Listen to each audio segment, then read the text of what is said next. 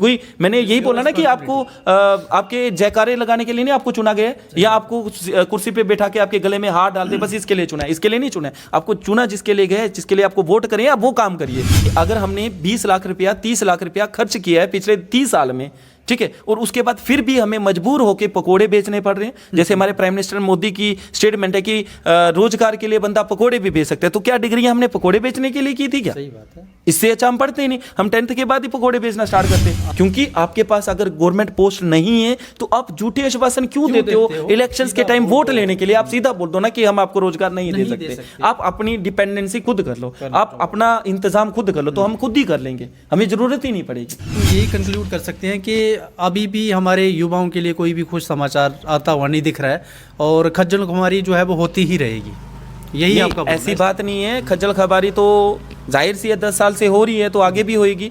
अब जैसे education department, एक मिनट सर, ये जो खज्जल खुमारी हुई है पिछले 10 सालों में, इसके लिए जिम्मेवार कौन है? इसके लिए जिम्मेवार तो सिर्फ और सिर्फ गवर्नमेंट ही है, क्योंकि यूथ पड़ा है तो उसको रोजगार देना गवर्नमेंट की रिस्पॉन्सिबिलिटी होती है, ठीक है, कि उसको कहीं ना कहीं अरेंज किया जाए।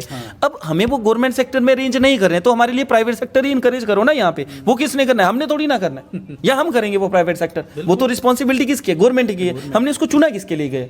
हम हर बार वोट डालते हैं, किसके लिए डालते हैं? क्या उनको घसीट के माथे पे लगाना है, उनके तिलक बना के माथे पे लगाना है, या दीवार पे टांग देते हैं उनके फोटोज के यहाँ पे बहुत अच्छा काम करें? जब वो काम ही नहीं करेंगे तो हमें उसका बेनिफिट ही नहीं होगा, तो वो इलेक्शन लड़ क्यों रहे हैं? इसलिए उनको इलेक्शन ही नहीं लड़ना चाहिए। अगर जॉब्स ही नहीं देनी है तो फिर ये मतलब कि एजुकेशन सेक्टर को ही बंद कर दें, उसमें क्यों ये इंप्रूवमेंट लाने की कोशिश कर रहे हैं? वही तो चीज है ना। मैं एक कोटेशन बोलता हूँ कि आज से 10 साल 12 साल पहले 20 साल पहले एक मीन्स की मुहावरा चलता था। वो मुहावरा क्या था कि पढ़ोगे लिखोगे बनोगे नवाब, खेलोगे कूदोगे हो जाओगे खराब, ठीक है। लेकिन उस चीज को अगर आज करंट सिचुएशन में रियलाइज किया जाए तो वो मुहावरा क्या बनता है कि पढ़ोगे लिखोगे हो जाओगे बर्बाद, खेलोगे कूदोगे बन जाओगे नवाब, ठीक है। क्योंकि आज बहुत ज्यादा जो जुत है वो एजुकेशन सेक्टर को छोड़ रहा है। रीजन क्या है? क्योंकि उसको एम्प्लॉयमेंट ही नहीं है। तो वो क्यों उस सेक्टर में जाए जब उसको एम्प्लॉयमेंट ही नहीं मिल रही है? हमने मास्टर्स किए हुए हैं, हमने एमफिल्स की हुई है, एमएड की हुई है, बीएड की हुई है, किसके लिए की हुई है? क्योंकि हमें प्रॉपर से रोजगार नहीं है ना। तो वो करने का क्या बेनिफिट हुआ? हमारा कोई बेनिफिट हुआ? आज हम धक्के खा रहे हैं, आज हम पल्लेदारी करने पे मजबूर है, आज हम रोड पे प्रोटेस्ट करने के लिए मजबूर है। अब प्रोटेस्ट क्यों करें हम? ठीक है, अगर हमें कोई चीज़ नहीं मिल रही है तो उसके लिए क्या प्रोटेस्ट करेंगे? अब बहुत सारी यहाँ पे चीज़ें आती हैं, बहुत सारे लोगों के कमेंट्स आते हैं, बात करते हैं कि भाई जो पढ़ा लिखा है उसको नौकरी मिलेगी। भाई आप 1 लाख 2 लाख बंदे फॉर्म भर रहे हैं, उसके ऊपर 100 पोस्ट निकाल रहे हो, तो बताओ एक पोस्ट पे कितने बंदे, बाकी कहाँ जाएंगे? अब हर एक बंदे का जो माइंड है ना वो इतना ज़्यादा डेवलप नहीं है कि उसके साथ कम्पीट कर सके। हमारे रूरल एरियाज़ की जो एजुकेशन है इतनी ज़्यादा कैपेबल नहीं है कि हम जो अर्बन एरियाज में लोग रहते हैं उनके साथ कम्पीट कर सके, क्योंकि एक बहुत ज़्यादा गैप है। अब यहाँ पे डिजिटल इंडिया की बात करें, नेटवर्क ही नहीं है, पढ़ना कहाँ से? बोलते हैं ना कि गूगल से पढ़ लो, तो गूगल से कहाँ पढ़े हम? ठीक है, क्योंकि गूगल भी प्रॉपर से नहीं चलता, इंटरनेट ही चलेगा तो ही पढ़ेंगे ना। और बुक्स की बात करें तो जो बुक सेलर्स हैं हमारे इस एरिया के अंदर वो बुक्स ही नहीं लाते। और अगर हम जॉब लेने के लिए अर्बन एरियाज में जाते तो पीछे से हमारे घरों का क्या होगा?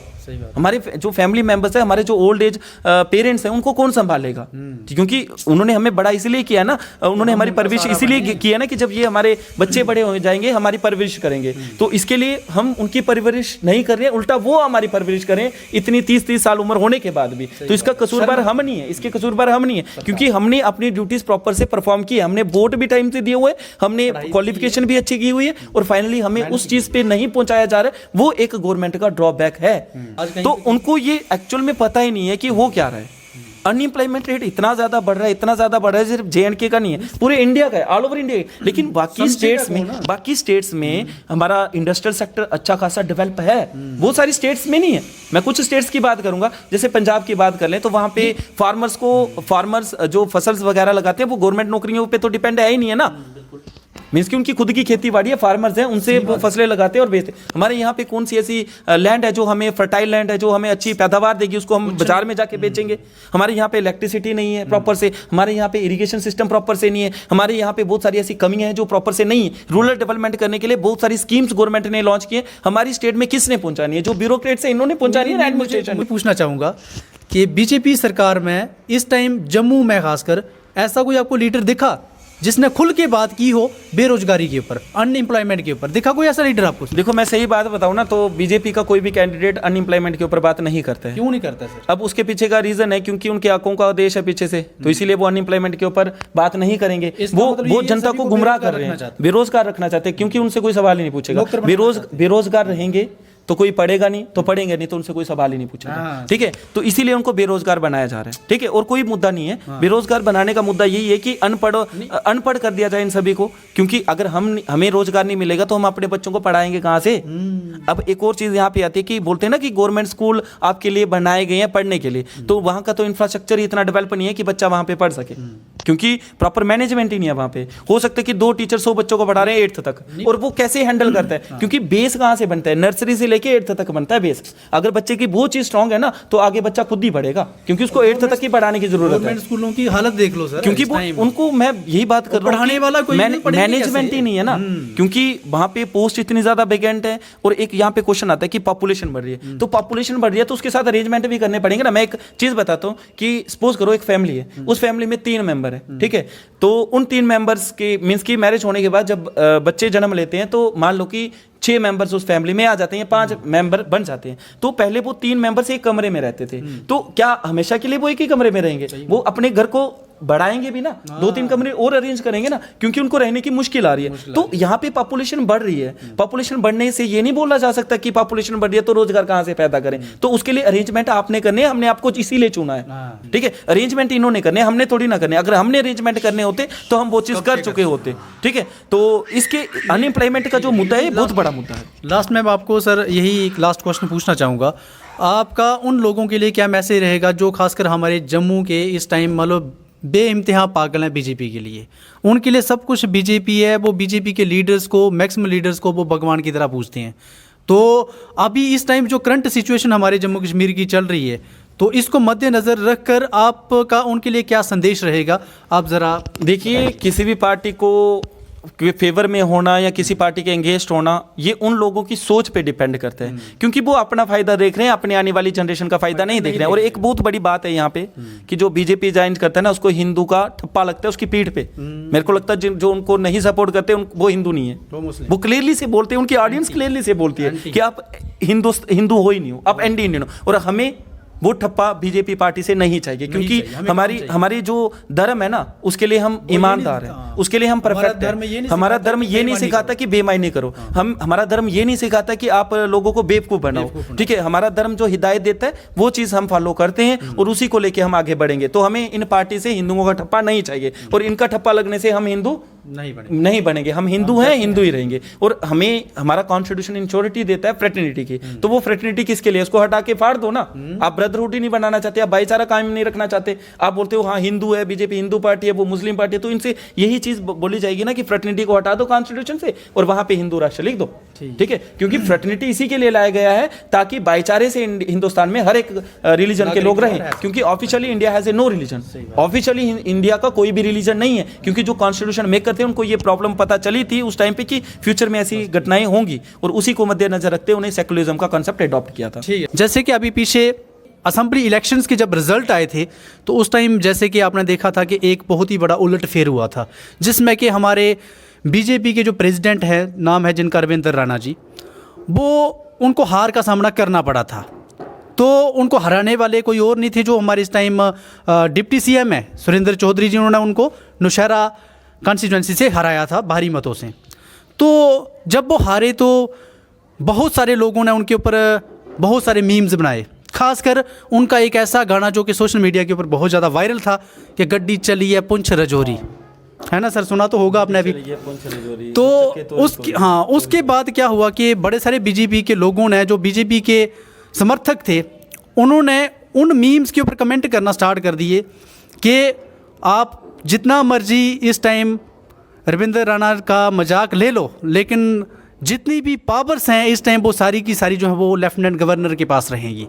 तो वो इस मतलब कि ये जो क्वेश्चन है, ये जो लोगों में एक मिसअंडरस्टैंडिंग है कि इस टाइम जो पावर्स हैं वो मैक्सिमम एलजी के पास है या फिर हमारी गवर्नमेंट के पास है, तो ज़रा इसके ऊपर थोड़ा सा क्लैरिफिकेशन दो सर। देखिए सर, अगर बात करें ना उस मीम्स की, जो बहुत सारे मीम्स स्प्रेड हुए थे, तो एक्चुअल में लोगों को उसके बारे में इतनी ज़्यादा नॉलेज नहीं थी कि पावर किसके पास है किसके पास नहीं। अगर लेफ्टिनेंट गवर्नर के पास मोस्ट ऑफ द पावर्स हैं, मीन्स की सारी पावर उसके पास हैं, तो फिर इलेक्शन करवाई क्यों? सही बात है ना? फिर इलेक्शन तो करवानी नहीं चाहिए ना लोगों को। सही बात है। लोगों को क्यों बेवकूफ़ बनाया? ऐसा नहीं है, पावर्स लेजिस्लेटिव असेंबली के भी पास हैं और पावर हमारे पास लेफ्टिनेंट गवर्नर के पास भी हैं। लेकिन इसमें थोड़ा सा चेंज है, क्योंकि यूटी में मोस्ट पावरफुल रहता है lieutenant governor as compare to states. ठीक है, कुछ यूटीज ऐसी भी हैं जहां पे असेंबली होती नहीं है, और उन यूटीज में सबसे ज़्यादा पावर किसके पास रहती है? Lieutenant governor. मीन्स कि जब आपके पास वहां पे असेंबली नहीं है, तो उस एरियाज को कंट्रोल करना है, उस यूटी को कंट्रोल करना है, तो उसको लेफ्टिनेंट गवर्नर ही करते हैं। बट हमारे यहाँ पे लेजिस्लेटिव असेंबली इलेक्टेड है, और इलेक्टेड लेजिस्लेटिव असेंबली होने के बाद बहुत सारी पावर्स ऐसी होंगी जो उस असेंबली के पास होंगी। लेकिन जो भी बिल पास होगा, जो भी रेजोल्यूशन पास होगा, उसके ऊपर फाइनल अथेंटिकेशन कौन देगा? हमारा लेफ्टिनेंट गवर्नर। ठीक है, तो वो अंडर आर्टिकल 239 क्लॉज ए के अंदर दिया गया है, क्योंकि जिस तरह से पुडुचेरी, दिल्ली और जम्मू एंड कश्मीर यूटी हैं, ये उस आर्टिकल के अंदर रखी गई हैं। ठीक है, क्योंकि 370 हटाया गया। 370 के केस में ये था कि बहुत सारी पावर्स हमारे स्टेट लेजिस्लेचर के पास थी, क्योंकि सिर्फ और सिर्फ सेंटर 3 ही मुद्दे यहाँ पे रख सकता था, 3 ही बातों के रिलेटेड यहाँ पे बातें कर सकता था। एक था फॉरेन अफेयर्स, दूसरा था यहाँ पे डिफेंस के रिलेटेड, आर्मी के रिलेटेड, ठीक है, और तीसरा था कम्युनिकेशन। ठीक है, उन 3 मुद्दे यहाँ पे वो रख सकता था, उन्हीं तीनों के रिलेटेड वो लॉज बना सकते थे। बाकी अदर जितने भी लॉज बनेंगे वो हमारा स्टेट लेजिस्लेचर ही बनाता था। लेकिन यूटी के बनने के बाद ये थोड़ा चेंज आता है। इसमें चेंज ये लाया गया कि बहुत सारे ऐसे लॉज जो हैं वो बनाएगा तो स्टेट असेंबली, लेफ्टिनेंट गवर्नर ने तो लॉज बनाने नहीं है। उनका डिस्कशन कहाँ होगा? हमारा होगा लेजिस्लेटिव असेंबली के अंदर। पब्लिक अथेंटिकेशन मिलेगी, क्योंकि लोगों को मिसगाइड किया जाता है इसके रिलेटेड। ठीक है, पब्लिक अथेंटिकेशन कौन देगा? उनको लेजिस्लेटिव असेंबली देगा, क्योंकि वहां पे डिस्कशन होगी, पब्लिक ओपिनियन होगी, ये बिल बनना है तो क्यों बनना है, ये बिल को लॉ बनाना है तो क्यों बनाना है, वो सारे मुद्दे हमारे डिस्कस किए जाएंगे कहाँ पे? लेजिस्लेटिव असेंबली के अंदर। और फाइनली उसको पास करने का जो प्रक्रिया है, पहले तो वो लेजिस्लेटिव असेंबली में होगी, उसके बाद वो जाएगा लेफ्टिनेंट गवर्नर के पास। लेकिन लेफ्टिनेंट गवर्नर उसको क्लियरली से रिजेक्ट तो नहीं कर सकते ना, क्योंकि अगर उसमें कुछ उन्होंने लॉज बनाए हैं, कुछ बिल्स बनाए हैं, अगर हमारी वेलफेयर के लिए हैं तो उनको पास करना ही पड़ेगा, उसको वो रोकेंगे नहीं। हाँ, कुछ ऐसी भी चीजें रहती हैं जो जनता के वेलफेयर के लिए सही नहीं होती है, उस चीज को वो जरूर रोकेंगे। तो ऐसा होना चाहिए कि उस चीज को रोकना चाहिए। मैं बीच में आपको रोकना चाहूंगा। तो जैसे अभी पीछे एक रेजोल्यूशन पास किया गया J&K गवर्नमेंट के द्वारा, वो रेजोल्यूशन था स्पेशल स्टेटस के लिए। तो इसका मतलब ये हुआ कि उस रेजोल्यूशन के ऊपर कहीं ना कहीं लेफ्टिनेंट गवर्नर ने भी अपनी सहमति जताई है, उसके ऊपर उसको पास करके आगे भेजा है। हम ये मान के चल सकते हैं क्या? नहीं सर, यहाँ पे तो अभी वो असेंबली में ही पास हुआ था। ठीक है, अगर उन्होंने पास किया होगा फिर फाइनली वो जाएगा सेंटर के पास। लेकिन पहले वो रेजोल्यूशन पास कहाँ पे होगा? असेंबली के अंदर, उसके बाद ही वो आगे जाएगा। और मैंने यहाँ पे एक चीज़ और क्लियर करी हुई है कि भाई वो जो भी चीज़ पास करेंगे, जरूरी नहीं है कि उसको लेफ्टिनेंट गवर्नर पास करे, लेकिन अगर स्टेट वेलफेयर के लिए वो बात हो रही है तो लेफ्टिनेंट गवर्नर को उसको पास करना ही पड़ेगा, क्योंकि वो चीज़ लोगों को ध्यान में रख के लाई गई है। और यहाँ पे जो लेफ्टिनेंट गवर्नर के पास मोस्ट ऑफ द पावर्स हैं वो अपॉइंटमेंट के रिलेटेड है। मीन्स की जैसे डिफेंस को अपॉइंट करना है, जैसे पुलिस हो गया, डिफेंस हो गया, बड़े बड़े ऑफिसर्स हो गए, वो सारे किसके कंट्रोल में रहेंगे? मोस्ट ऑफ द, सारे नहीं रहेंगे। यहाँ पे सिर्फ और सिर्फ किन की बात कर रहा हूँ मैं? डिफेंस की बात कर रहा हूँ। यहाँ पे मैं बात कर रहा हूँ पुलिस की। ठीक है, वो किसके कंट्रोल में है? वो लेफ्टिनेंट गवर्नर के कंट्रोल में है। तो सर सपोज करते हैं हम कि एनसी ने जो अपना मैनिफेस्टो दिया था, तो उसमें जो उस मैनिफेस्टो की जो मेन हेडलाइंस थी वो यही थी कि हम युवाओं को 3 महीने में लगभग 1 लाख नौकरियां देने वाले हैं, और जितनी भी वेकेंट पोस्ट्स हैं उनको हम फिल करने वाले हैं जैसे हमारी सरकार बनेगी। तो हम मान के चलें कि अगर वो मान लो कि इस काम को करना भी चाहे, तो अगर वो बिल पेश कर दिया गया असेंबली में, बिल पास कर दिया जाता है, और लास्ट में अगर लेफ्टिनेंट गवर्नर उसको पास नहीं करते तो फिर क्या होगा सर? देखिए, पहले मैं आपको एक चीज़ यहाँ पे क्लियर कर देता हूँ कि जो मैनिफेस्टो में बहुत कुछ दिया जाता है, तो हमारे बीजेपी के एक सीनियर लीडर्स थे, उन्होंने बात करी कि ये अपनी मैनिफेस्टो की बातें पूरी नहीं कर रहे, तो जिसके लिए 370 लाया गया, वो मुद्दा लाया गया। ठीक है, वो रेजोल्यूशन लाया गया और बहुत ज़्यादा हाथापाई वहाँ पे होती है, तो ये मैनिफेस्टो की बातें पूरी नहीं कर रहे हैं। तो यहाँ पर मैं एक चीज़ बहुत ही ध्यान से मैंने वो नोटिस करी कि अगर एनसी नहीं ला रहा तो बीजेपी ने आज तक जो मैनिफेस्टो में लिखा है वो कहाँ पूरा किया? उन्होंने 60,000 नौकरियाँ देने का वादा किया था 370 को हटाने के तुरंत विद इन द 6 मंथ में, और आज 5 साल होने जा रहे हैं, तो 60,000 को छोड़ो, 36,000 आंकड़ा है नौकरियों का जो हमारे गवर्नमेंट अपॉइंटमेंट्स हुई हैं, 20% उसमें से भी 20% बाहर वाले का गए हैं, और उसमें बहुत सारे स्कैम्स हुए हैं। तो मैनिफेस्टो जिसके हैं वो कितने हद तक सक्सेसफुल रहते हैं या कितनी बातें पूरी की जाती हैं वो डिसाइड होता है असेंबली बैठने के बाद। अब जब असेंबली बैठी थी तो वहां पे तो और ही मुद्दे चले थे, वहां पे डेवलपमेंट का तो मुद्दा चलाया नहीं गया, वहां पे सीधी बात आई स्पेशल स्टेटस की, और उसके ऊपर बहुत बड़ा हंगामा हुआ। तो हाँ, उसके ऊपर बहुत बड़ा हंगामा हुआ, लेकिन कुछ मिनिस्टर्स ऐसे भी थे जिन्होंने बात करी। जैसे एक मिनिस्टर है सतीश शर्मा जी, उन्होंने प्रॉमिस किया है लोगों के साथ कि मैं डबल राशन दूंगा, 12 गैस सिलेंडर फ्री दूंगा EWS कैटेगरीज को थोड़े दिनों के अंदर, लेकिन वो भी बिल पास नहीं हुआ है। उसके ऊपर डिस्कशन चलनी थी, उसके ऊपर फाइनल की क्यों देना है, किसके लिए देना है, ये चीज़ नहीं कि मैनिफेस्टो में लिख दिया वो चीज़ होगी, वो ऐसा नहीं रहता है, क्योंकि गवर्नमेंट का रेवेन्यू भी जनरेट होना चाहिए ना। उसके पास रेवेन्यू, हमारे JNK में रेवेन्यू ही नहीं है। अगर सही बात करूं तो इतना ज़्यादा रेवेन्यू हमारी गवर्नमेंट जनरेट नहीं करती है हमारे UT से, ठीक है। तो कहीं ना कहीं हमें सेंटर से हेल्प तो लेनी ही पड़ेगी, विदाउट सेंटर इन्वॉल्वमेंट से हम वो चीज़ नहीं कर पाएंगे। आपको लगता है कि सेंटर हमारी हेल्प करेंगे? नहीं, सेंटर को तो हेल्प करनी पड़ेगी, क्योंकि जो सेंटर रहता है, ये पूरा इंडिया जो टेरिटरी है जिसकी पावर गवर्नमेंट सेंटर में है, वो उसके लिए एज ए पूरा होम रहता है। मीन्स कि जैसे हमारे घर में जो पेरेंट्स हैं हमारे, वो हमारी परवरिश करते हैं, हमें जो कमियां आती हैं उनको पूरा करने की कोशिश करते हैं। अगर हम गलत चल रहे हैं तो हमें वो हिदायत देते हैं कि ये चीज़ें ना करो, ठीक है। लेकिन प्रॉपर वही मैनेज करते हैं ना उस चीज़ को, और यहाँ पे मैनेज किसने करना है? एक तो हमारी स्टेट लेजिस्लेटिव असेंबली है, एक सेंटर गवर्नमेंट है, वही मैनेज करेगी, क्योंकि उसकी अथॉरिटी ज़्यादा है हमारी रीजन से। तो जैसे कि 2-3 दिन से जो डॉक्टर रामेश्वर जी जो हैं वो ऊपर पहाड़ों में विजिट कर रहे हैं, वो अलग अलग जगह पे जाके कैंप लगा रहे हैं, लोगों से मिल रहे हैं और लोगों की प्रॉब्लम सुन रहे हैं और वहाँ पे उनका हल निकालने की कोशिश भी कर रहे हैं।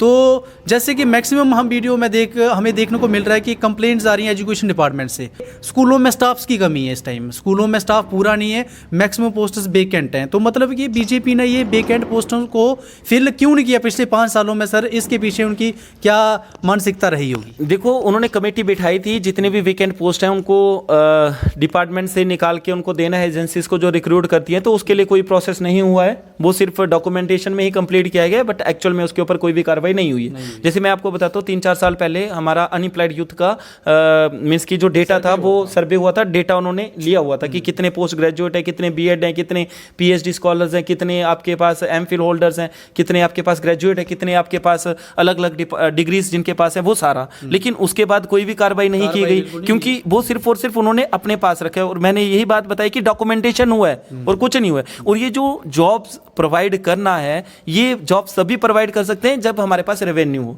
क्योंकि हमारे पास इतना ज्यादा रेवेन्यू नहीं है, ठीक है, जिससे कि हम उस जॉब को क्रिएट करके उनको सैलरीज भी तो देनी है ना। वो कहां से देंगे? मतलब ऐसे कहने के तो हम बोल दें कि हम 10 लाख नौकरियां देते हैं, लेकिन उनको सैलरी कहां से दें? तो वो जो सैलरी देने का चीज है वो होता है कि अगर हमारी इकोनॉमी ग्रोथ कर रही है, हमारी इकोनॉमी ग्रोथ कर रही है लेकिन जॉबलेस ग्रोथ कर रही है, क्योंकि इसके बहुत सारे फैक्टर्स हैं, नेगेटिव फैक्टर्स। मींस कि हमारी जो इनकम जनरेशन है वो कम है और एक्सपेंडिचर ज्यादा है, जिससे कि हमारा देश जो है वो डेफिसिट की तरफ जा रहा है। उसका जो मींस कि अभी इकोनॉमिक्स टर्म बहुत ज्यादा है, तो बहुत सारे लोगों को समझ नहीं आएगा इसके रिलेटेड।